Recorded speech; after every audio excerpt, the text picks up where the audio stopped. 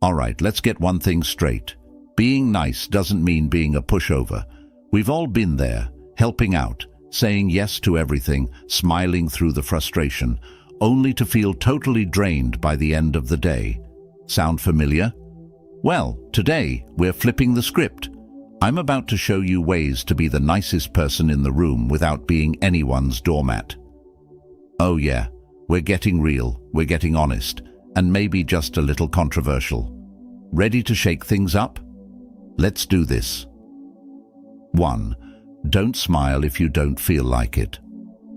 All right, here's a controversial one. Stop forcing yourself to smile if you don't feel like it. I know, some of you are probably thinking, but smiling is polite. It makes people feel good. Sure, but let's be real for a second.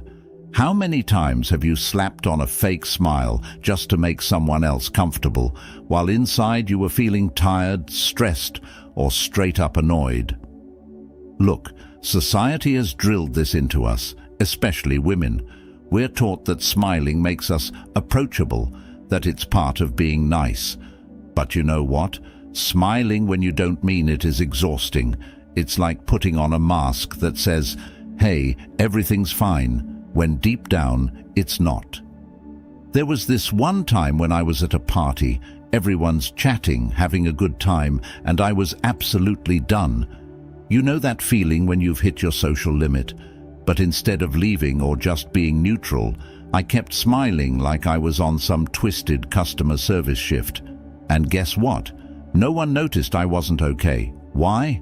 Because I was putting on that fake smile. They assumed everything was fine because that's what my face told them. I was screaming inside, but hey, at least I looked nice, right? Here's where it gets deep. Smiling when you don't feel like it is more than just annoying. It's dishonest. Not to them, but to yourself. You're telling yourself that your real emotions don't matter as much as keeping other people comfortable. And I'm here to say, you don't owe anyone that. If you're not feeling it, don't fake it. People who truly care about you don't need your forced smile. They need your honesty. Now, here's the kicker. Not everyone's gonna like this. Some people will say you're being rude or cold if you're not grinning like a fool 24/7. But you know what? That's their issue, not yours. We're allowed to have a range of emotions. We're human, not cartoon characters. And hey, I'm not saying walk around with a permanent scowl. If you're genuinely feeling happy, smile away. But when you're not, just let your face relax. Trust me, it's freeing. And guess what? You'll still be a nice person, just one who's honest with themselves. That's real kindness. At the end of the day, the world doesn't need more fake smiles. It needs more realness. Real joy when you feel it, and real space for whatever else you're going through. Smiling when you don't feel like it isn't a sign of kindness. It's a sign of suppression. And the first person you owe kindness to is yourself. 2. Respect yourself as much as you respect others. All right, let's dive into one that might ruffle some feathers. Respect yourself as much as you respect others. Sounds simple, right? But hold up. When was the last time you really did that? Think about it. We're out here bending over backward to make sure everyone else is happy, comfortable, and feeling good. But when it comes to ourselves, nah, we'll take the scraps, right? Let me tell you something that might be a little controversial. Putting yourself first is not selfish. Yep, I said it. And before anyone jumps in with, but we're supposed to be selfless. Look, selflessness is great and all, but not when it turns into self-neglect. I used to think being nice meant putting everyone else before me. You know, being the one who'd say, no problem, while silently stressing out. But newsflash, that's not kindness. That's being a people-pleasing pushover. Here's a personal story. A few years ago, I had this friend who would constantly ask me for favors, rides, help moving, advice at 2 a.m. And I'd always say yes because, hey, that's what a good friend does, right? But the thing is, every time I said yes to them, I was saying no to me. I was sacrificing my time, my energy, and sometimes even my own plans just to be nice. And you know what? I didn't even respect myself enough to see that I was being taken advantage of. It wasn't until I was completely burnt out, like exhausted, that I realized something. I was showing them way more respect than I was giving to myself. I'd never treat someone else the way I was treating myself. That hit me hard. Now, here's where it gets controversial. You are not responsible for everyone else's happiness. You just aren't. If you're constantly bending over backward for others and leaving nothing for yourself, that's not kindness. That's you disrespecting your own needs and boundaries. And here's the kicker. When you start respecting yourself more, some people aren't gonna like it. They'll say you're being selfish or that you've changed. And guess what? They're right. You have changed. You've changed for the better. And look, I'm not saying go out and start being a jerk to people. I'm saying the same way you wouldn't let someone else be overworked, overwhelmed, or disrespected, don't do it to yourself. Respect is a two-way street. But here's the thing, you are part of that equation too. It's not just about respecting others, it's about demanding that same level of respect from yourself. This can be hard for the people pleasers out there. You know who you are. But if you keep putting everyone else first, you're going to wake up one day, realize you're exhausted, unfulfilled, and maybe even resentful. The truth is, when you respect yourself as much as you respect others, you stop settling for less. You stop accepting behavior that drains you because you know you deserve better. And here's the deep part. When you start respecting yourself, you teach others how to respect you too. People learn how to treat you based on what you tolerate. If you're constantly overgiving, overcommitting, and over-apologizing, guess what? That's what people will come to expect from you. But when you set boundaries and make your own well-being a priority, you attract people who respect those boundaries. The right people stay, and the ones who were only there to take advantage, they fall away, and that's a good thing. Real respect is reciprocal. It's not about being nice at the expense of yourself. It's about balancing your kindness with self-respect, and that's something worth standing up for. At the end of the day, you are just as deserving of love, care, and respect as anyone else. You can't pour from an empty cup, so stop trying. The more you respect yourself, the more you empower others to do the same. And here's the truth. If you respect yourself, your kindness becomes more genuine because it's coming from a place of abundance, not depletion. 3. Be generous, but not at the cost of your sanity. All right, let's get real about generosity. We've all been taught that being generous is one of the ultimate virtues, right? But here's the controversial truth. You can be generous and still completely wreck your mental health. Yep, generosity can absolutely cost you your sanity if you're not careful. So, let me say this loud and clear. Be generous, but not at the cost of your sanity. Because once you hit that breaking point, no one's going to thank you for the burnout. And trust me, I learned this the hard way. Now, I'm all for giving. I love helping people, and I genuinely believe that the world needs more kindness. But here's where it gets tricky. When you're the go-to person for everything, when you're always the one who's there for everyone, giving all your time, your energy, your resources, what's left for you? You end up overextended, overwhelmed, and wondering why you feel so drained all the time. Sound familiar? Let me tell you, this is not generosity, it's self-sabotage in a nice disguise. Here's a personal story for you. I used to be that person. You know, the one who always says yes to every favor, every event, every charity drive, anything and everything. Need someone to help you move? I'm there. Want me to volunteer at the bake sale even though I don't bake? Sure, why not? But here's what happened. I was giving so much of myself that I literally had nothing left. I'd say yes to one thing and then someone else would ask for something, and I'd say yes to that too. Before I knew it, I was running on fumes, not sleeping well, feeling resentful, and worst of all, I wasn't even enjoying the helping anymore. Here's the kicker. No one was forcing me to be this generous. I was doing it to myself because I thought, if I don't, who will? Or worse, if I say no, they'll think I'm selfish. But the reality is, people will take as much as you're willing to give, and that doesn't make them bad. It just means you have to know where to draw the line, because if you don't, they sure won't. So here's where it gets a little controversial. You are allowed to say no, even if it's for a good cause. You don't owe the world every last ounce of your energy. If saying yes to someone else means saying no to your own peace of mind, your own time, or your own well-being, then guess what?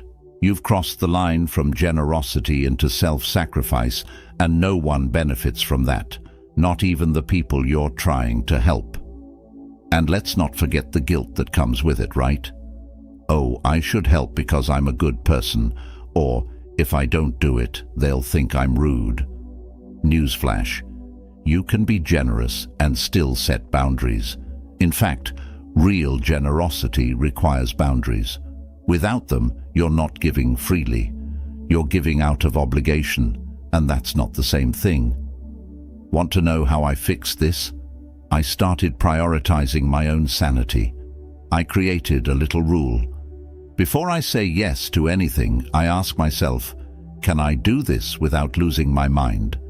If the answer is no, I politely decline. And let me tell you, the first few times I said no, I felt like I was letting people down. But you know what? No one freaked out. The world kept turning. People found other ways to get things done, and I didn't end up in a corner, curled up in the fetal position from burnout. Here's the deep message. Generosity without limits is unsustainable. If you give and give and give without ever recharging yourself, you're going to hit a breaking point. And when you do, it's not just you who suffers, your generosity suffers too.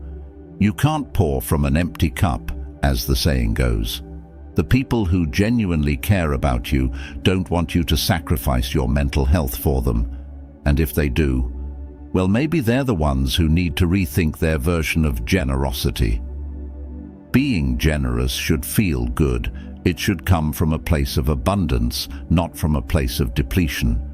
When you give from a full cup, you're able to show up in a way that's authentic, loving, and sustainable.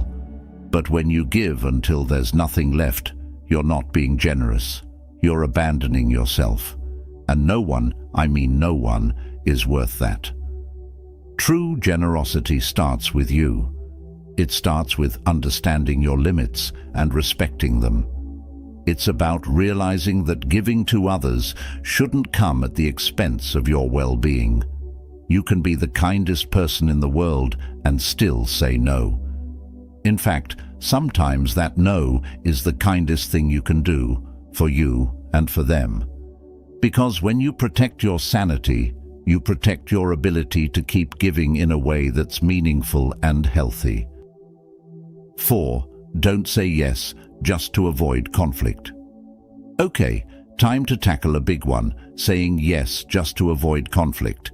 Now, I know what you're thinking, but isn't it easier to just agree and keep the peace?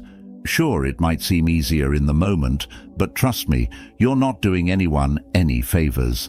Saying yes just to dodge an uncomfortable conversation might seem like the nice thing to do, but spoiler alert, it's not.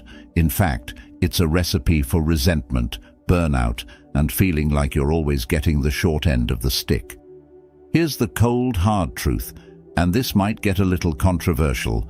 People-pleasing is not kindness. Yep, I said it.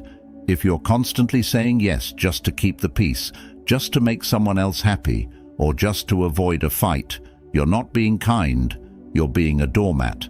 And that's not helping anyone, least of all yourself. So stop acting like yes is the magic word that's gonna fix everything. Sometimes the most powerful thing you can say is no. Let me tell you a story. I used to be the queen of saying yes to avoid conflict. whether it was agreeing to plans I didn't want to do, taking on extra work when I was already swamped, or just going along with something to avoid an argument. I'd always choose the easy way out. I thought I was being easygoing and keeping the peace, but inside I was slowly simmering with frustration. And here's what happened. Every time I said yes when I didn't mean it, I felt a little piece of my self-respect crumble. I'd walk away thinking, why did I agree to that? But I'd convince myself it was easier than dealing with confrontation. Now here's the kicker. Saying yes to avoid conflict doesn't actually avoid conflict. It just delays it. And guess who ends up paying the price? You. You're left doing things you don't want to do, spending time in places you don't want to be, or carrying responsibilities that aren't yours, all because you were too afraid to say no. It's like you're signing a contract of resentment every time you say yes, just to keep someone happy. And you know what's crazy? Most of the time, people aren't even upset when you say no. We build up this whole scenario in our heads where we think saying no will lead to a fight, or someone's going to hate us forever. But that's not what happens. 9 times out of 10, the other person moves on, finds someone else, or just gets over it.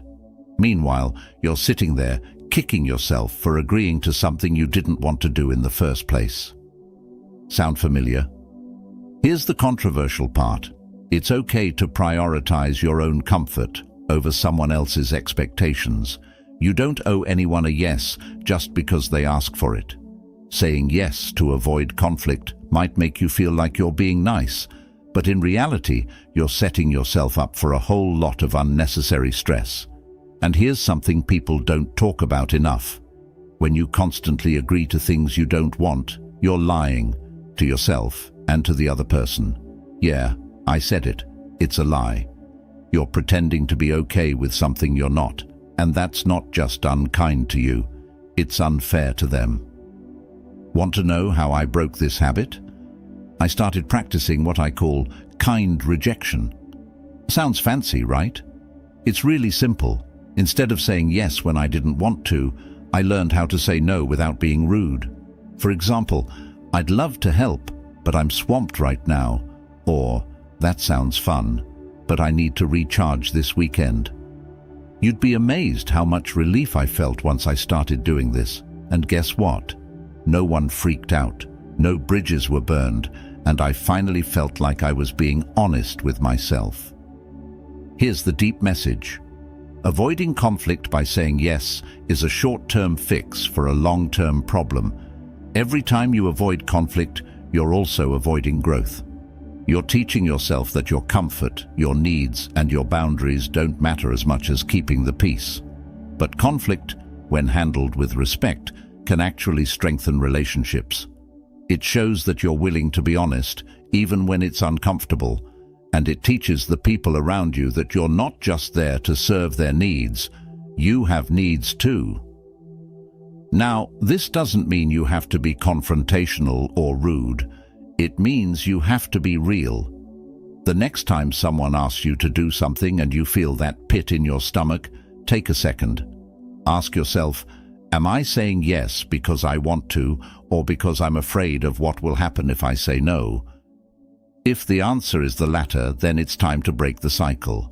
And remember, no one ever died from politely saying no. Saying yes just to avoid conflict is like putting a band-aid on a leak. It might hold for a while, but eventually the pressure builds and you're left dealing with an even bigger mess. Real kindness to yourself and others, requires honesty.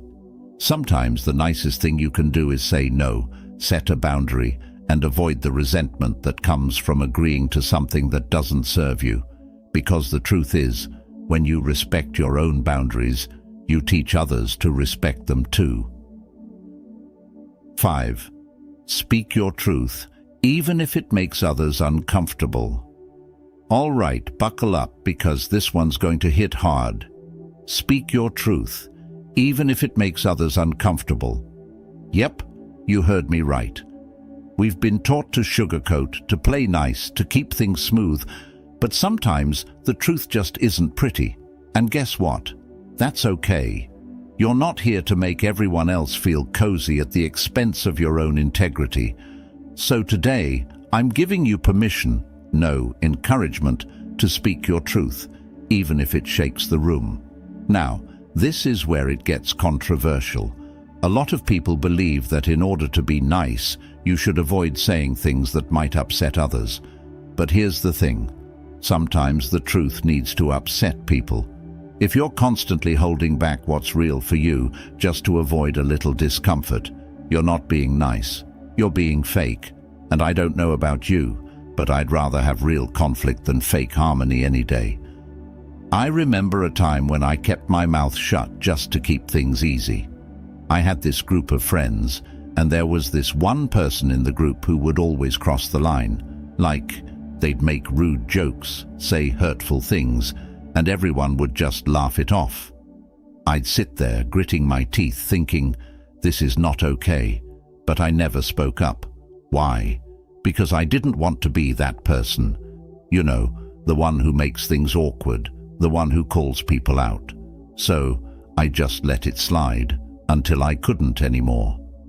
One day, this friend made a joke that was way out of line, like deeply offensive, and I couldn't stay quiet anymore. I spoke up. I told them, that's not funny, it's actually hurtful, and you need to stop. And let me tell you, the room went silent. Everyone looked uncomfortable, and for a second I thought, oh no, I've ruined everything. But here's what happened next. Instead of blowing up, the person actually paused, apologized, and stopped. The group dynamic changed because for once someone had the guts to say what needed to be said. Sure, it was awkward in the moment, but it was a turning point. Here's the thing, the truth can be uncomfortable, but that doesn't make it any less necessary. When you hold back your truth, you're telling yourself, and everyone else, that avoiding conflict is more important than being authentic. And honestly, that's not a life I want to live. I'd rather have an awkward moment of honesty than spend years biting my tongue and feeling resentful. You deserve to take up space with your truth, and if people can't handle it, that's their problem, not yours. Now, I'm not saying go out there and be rude or aggressive. There's a way to speak your truth with kindness and respect. But let's be real, even when you're kind about it, some people just aren't going to like hearing the truth. And that's where it gets tricky. We've been conditioned to think that if someone's uncomfortable, we must have done something wrong. But here's the reality. Discomfort is part of growth. If your truth makes someone uncomfortable, it might be exactly what they need to hear. And let's be honest, you know when you're holding back. You know that feeling when something's bubbling up inside you and you just swallow it down because you don't want to rock the boat. But guess what? Boats need rocking sometimes. If you're always staying silent to keep the peace, you're not just betraying yourself, you're betraying the relationship. Because real relationships, whether they're friendships, romantic partnerships, or even work dynamics, are built on honesty. And honesty isn't always comfortable.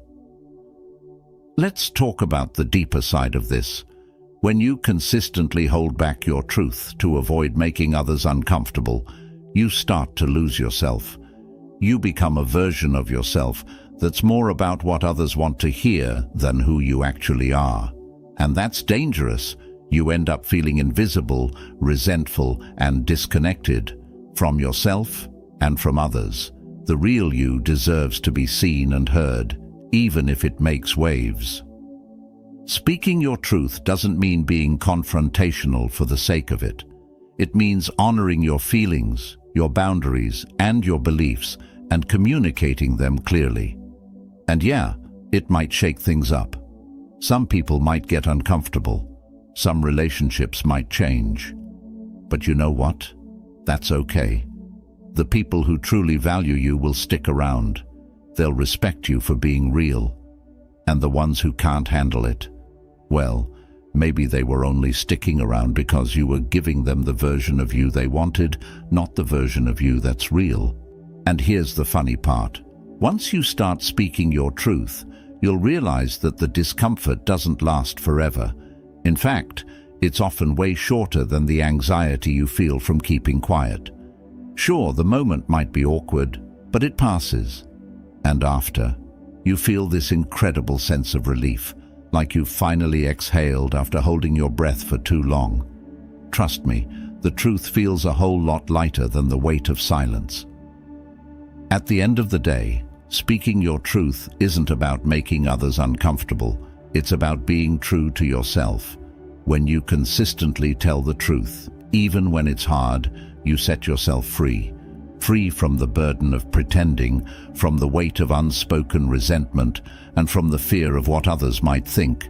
Your truth is your power. And if speaking it shakes things up, that's just the price of living authentically, and honestly, it's worth it. 6. Say no without explaining yourself. All right, get ready for some real talk. You don't owe anyone an explanation when you say no. That's right. You can say no, full stop. No apologies, no justifications, no long-winded explanations about why you can't make it. I know it sounds radical, but trust me, it's a game changer. And here's where it gets controversial. People will be uncomfortable with this because society has trained us to think we always have to justify our boundaries. But guess what? You don't. I remember when I first tried this, someone asked me to help them move. You know, one of those requests that sounds simple, but you know it's going to turn into an all-day back-breaking event. I had no interest in doing it, but I used to be the kind of person who would say yes, then come up with a half-baked excuse to back out later, or worse, do it and resent them the whole time. But that day, I decided to try something new. I just said, no, I can't. And then I stopped talking. It felt so awkward, like I was supposed to fill the silence with an excuse. But here's the kicker. They didn't ask for one. They just said, oh, okay, and moved on. And that's when it hit me. People don't need explanations as much as we think they do. We've been conditioned to believe that every no needs to come with a reason, like a permission slip signed by the universe. But the truth is, no is a complete sentence. It stands on its own. If you don't want to do something, or you don't have the energy for it, that's enough. You don't need to follow it up with, because I have other plans, or I'm just so busy. Nope. Just say no and let it hang in the air. Now, I know what you're thinking, but won't people think I'm rude? Maybe. But here's the honest truth. People will respect you more in the long run for knowing your boundaries. When you say no without explaining yourself, you're making a statement. I value my time, my energy, and my priorities enough to not justify them to anyone, and that's powerful. Here's where it gets controversial. Explaining your no actually weakens it. Yeah, I said it. When you follow up a no with a long explanation, you're opening the door for negotiation. It gives people the chance to poke holes in your reasoning. Oh, you're busy? Well, what about next weekend?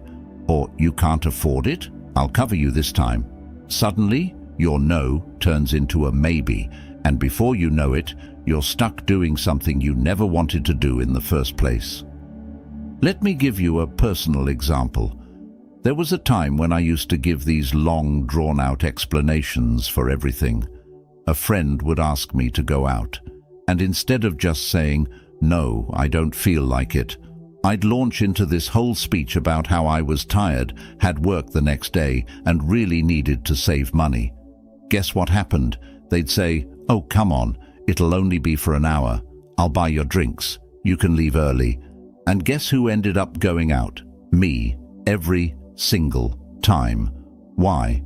Because I gave them room to negotiate. I didn't realize that I was inviting them to convince me otherwise. Eventually, I got fed up. I was tired of being guilt-tripped into things just because I didn't want to sound rude. So I started saying no, and then I stopped talking. The first few times, it felt weird. The other person would look at me like they were waiting for an explanation that never came, and it was awkward, I won't lie. But you know what? It worked. People stopped pushing. They accepted my answer because I didn't give them anything to argue with. And the best part, I didn't feel drained from constantly having to justify myself. Here's the funny thing. The more you explain your no, the more you convince yourself you're wrong for saying it. You start to feel guilty, like maybe you're being selfish or unreasonable, but you're not. You have every right to say no without defending your decision. Not every choice you make needs to be up for debate, especially when it comes to your time, your energy, and your mental health. And this is where we get to the deep part. Saying no without explaining yourself is about reclaiming your power. Every time you feel the need to explain your no, you're subconsciously telling yourself that your boundaries aren't valid unless someone else understands or approves of them. But your boundaries are valid because you set them. You don't need anyone's permission to protect your time, energy, or peace of mind. Think about it. If you say yes to everything just because you're afraid of what people might think, what does that say about how you value yourself? Saying no without an explanation sends a clear message, not just to others but to yourself, that your needs are important, even if they make others uncomfortable. And here's the truth. If someone needs an explanation to respect your no, they probably weren't going to respect it in the first place. So, next time someone asks you for something you don't want to do, practice this. No, thank you. Period. That's it. You don't owe them a reason, and you don't owe them your time. You owe it to yourself to prioritize what's best for you, and sometimes that means saying no without a single word of explanation. And let me tell you, the freedom that comes from doing this, it's worth every awkward pause. At the end of the day, your no is as valuable as your yes. When you stop feeling the need to explain your decisions, you step into a place of self-respect and empowerment. Saying no isn't selfish, it's self-preservation. And remember, you don't need to explain or justify your boundaries to anyone. The only person who needs to understand them is you. So, own your no, stand by it, and watch how much lighter life feels when you're not constantly defending your choices. All right, folks, that's a wrap. We've covered some seriously game-changing ideas today. Saying no without feeling guilty, speaking your truth even if it makes others uncomfortable, and letting go of the need to explain yourself. These aren't just strategies, they're superpowers. And trust me, once you start putting them into practice, you're going to feel a whole lot more empowered, less stressed, and way more in control of your own life. I know some of this might feel a little controversial, maybe even a bit uncomfortable, but remember, growth doesn't happen inside your comfort zone. It happens when you start setting boundaries, speaking your truth, and realizing you don't have to bend over backward just to make everyone else happy. Your time, your energy, your peace of mind, they matter. And hey, if this video made you squirm a little, maybe that's a sign it's time to start shaking things up in your own life. So here's your homework. Try saying no without explaining yourself at least once this week. Trust me, it'll feel awkward at first, but once you get the hang of it, you'll wonder why you didn't start sooner.